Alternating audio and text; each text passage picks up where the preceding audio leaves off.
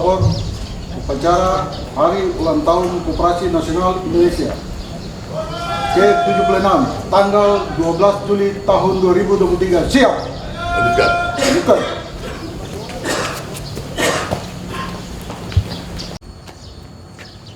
Lapor upacara bendera memperingati Hari Koperasi Nasional ke-76 tahun 2023 di lingkungan pemerintah Provinsi Papua Barat, Rabu 12 Juli 2023.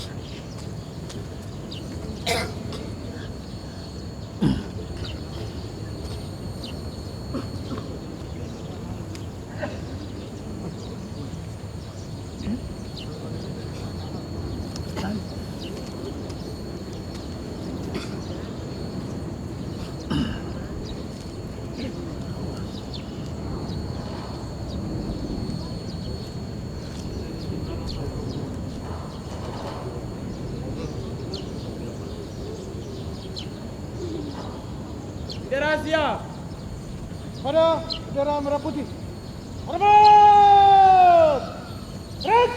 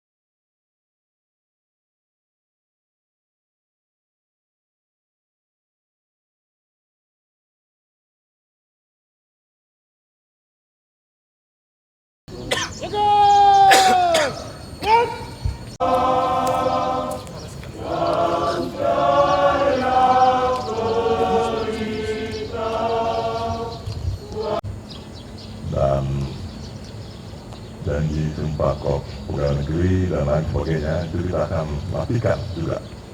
Jadi kita libatkan pegawai kita, ya, itu bisa diatur bergiliran jadwal-jadwal untuk penaikan bendera setiap hari Senin minggunya yang nanti kita tentukan bersama. Sehingga hal-hal semacam ini mengingatkan kita kembali ke kepatuhan, kedisiplinan, ketaatan, kesungguhan, termasuk juga bagaimana kita berkonsentrasi, fokus dalam menjalankan sebuah tugas. Kadang-kadang dianggap karena biasa, misalnya mungkin sampai lalu, tetapi sesungguhnya itu ada makna-makna besar. Ya, banyak orang mungkin melihat dari jauh menghormat bendera merah putih, tetapi ketika memegangnya sendiri, nuansa-nuansa kebatinan itu akan berbeda. Kira-kira begitu ya. Jadi ini bagian-bagian yang perlu dimantapkan ke depan. Termasuk juga mungkin nanti kita kolaborasi dengan anak dari kita sekolah, ya, pelajar-pelajar mahasiswa yang perlu kita lakukan upacara-upacara bersama dan melibatkan mereka juga, sehingga ada upaya-upaya untuk bagaimana mendorong semangat kebangsaan bagi generasi muda. Sekali lagi terima kasih untuk semuanya yang sudah hadir mengikuti upacara kali ini. Pada kesempatan yang baik ini saya ingin membaca Proklamasi dan Usaha Kecil Menengah Republik Indonesia yang bertepatan dengan acara perayaan Hari Koperasi jatuh ke tahun 2023 yang ke-76. Sekali lagi, Assalamualaikum warahmatullahi wabarakatuh. Salam sejahtera bagi kita semua. Om Swastiastu, Namo Buddhaya, salam kebajikan. Yang saya hormati para pengurus, pengawas, manajer dan karyawan koperasi di seluruh Indonesia, para pembina dan penggerak koperasi, serta para undangan dan hadirin yang berbahagia. Mari kita panjatkan puji syukur kehadirat Allah SWT, Tuhan yang Maha Esa, karena atas limpahan rahmat dan hidayahnya kita dapat berkumpul dalam rangka merayakan Hari Koperasi ke-76 tahun 2023 yang mengusung tema Pemajuan Koperasi Kunci Kesejahteraan Masyarakat dengan tagline Bangga Berkoperasi, Indonesia Maju. Hadirin yang berbahagia, koperasi ekonomi yang fungsi utamanya untuk meningkatkan kesejahteraan anggota dan masyarakat. Untuk mensejahterakan anggota, koperasi menyelenggarakan berbagai usaha serta layanan sesuai kebutuhan anggota. Disitulah inti dari koperasi. Sebagai perusahaan di mana anggota sebagai pemilik dan pengguna jasanya. Dengan menyatukan kepentingan di bawah koperasi, efisiensi kolektif dapat dilakukan.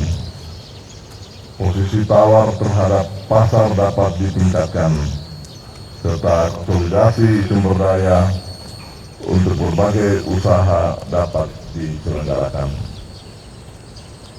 Diktum utama dan pertama, majunya koperasi akan meningkatkan kesejahteraan anggotanya.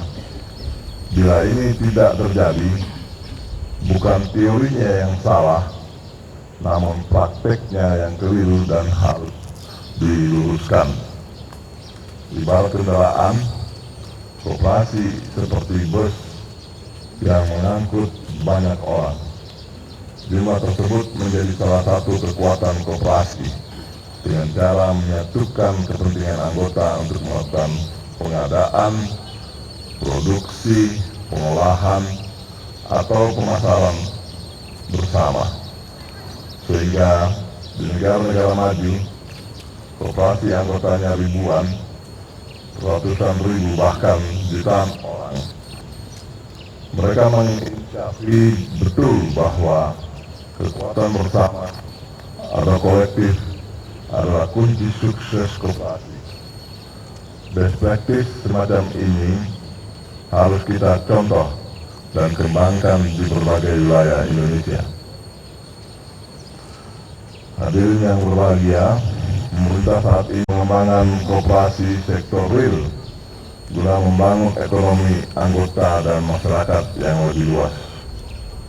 Dari sisi peluang koperasi sektor real ini juga memiliki banyak potensi, mulai dari pertanian, peternakan, perikanan, perdagangan, jasa, pariwisata, dan banyak macam usaha lainnya.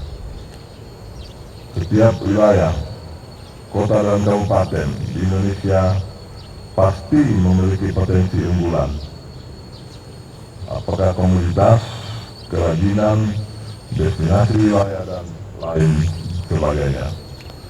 Koperasi sektor real harus menjadi pemain utama dalam potensi unggulan tersebut. Tujuannya agar manfaat dan nilai tambah yang dihasilkan dapat sebesar-besarnya terdistribusi kembali ke anggota dan masyarakat di wilayah tersebut.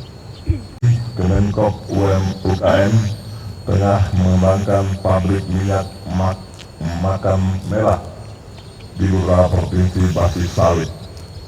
Pabrik tersebut sepenuhnya dimiliki para petani sawit, anggota koperasi. Dengan pabrik itu, hilirisasi produk dapat dilakukan. Petani sawit tidak lagi hanya menjual tandan buah segar atau TBS, namun menikmati nilai tambah dari produk akhir, yakni minyak makam merah tersebut. Komoditas unggulan di wilayah lain harus dikembangkan dengan cara demikian.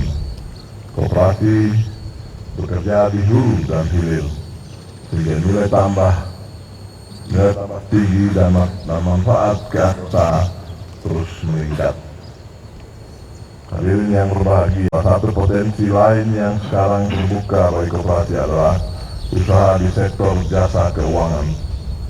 Usaha ini terbuka karena adanya Undang-Undang Pengembangan dan Penguatan Sektor Keuangan atau PPSK nomor 4 tahun 2023, di mana undang-undang tersebut mengatur bahwa koperasi dapat menjalankan usaha seperti perbankan, perasuransian, program pensiun, pasar modal, lembaga pembiayaan, dan kegiatan lainnya yang ditetapkan peraturan perundang-undangan sebagai kegiatan di sektor jasa keuangan.